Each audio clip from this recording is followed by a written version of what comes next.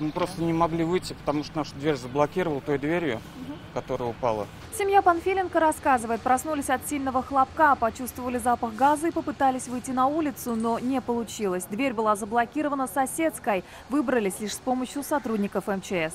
Мы увидели, что в противоположной квартире вылетела стена, упала дверь, вырвала все провода, разворошила всю вентиляционную систему. А это еще один очевидец. Сегодня утром хлопок бытового газа разбудил весь дом на Волгоградской. Все произошло в трехкомнатной квартире на 5-м этаже. Хозяйка, 30-летняя женщина, сейчас госпитализирована. Пострадала у нее область головы и область кистей обеих рук, термические ожоги. Проведена томография головного мозга, осмотрен нейрохирургом, травматических изменений не выявлено. Как рассказала пострадавшая медикам, она пыталась помыть полы под газовой плитой. В какой-то момент раздался взрыв. Он был настолько сильным, что даже выбило окна, профнастил, и рамы, осколки разлетелись по всему двору.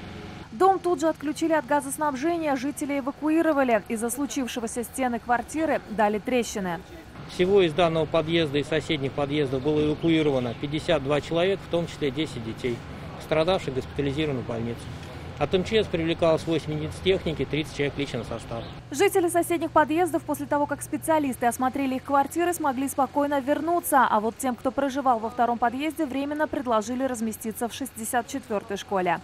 На время ремонта им предоставят комнаты в общежитии, однако половина предпочла переждать у родственников. Силами управляющей компании мы обратно поставим дверь, закроем оконные проемы, приберем территорию и уже после осмотра экспертов примем решение по 4-му и 5-му этажу окончательно. Как рассказали в пресс-службе «Газпрома», плановый осмотр газового оборудования был в начале года и нарушений не выявили. Прокурор республики Илдус Нафиков дал поручение провести проверку по факту случившегося. Предметом проверки станут вопросы соблюдения требований законодательства при эксплуатации и обслуживании газового оборудования. А в Следственном комитете возбудили уголовное дело. Возбуждено уголовное дело по статье выполнения работ либо оказания услуг, не отвечающих требованиям безопасности. Как рассказали в пресс-службе «Газпрома», взрывы бытового газа в Татарстане случаются довольно редко.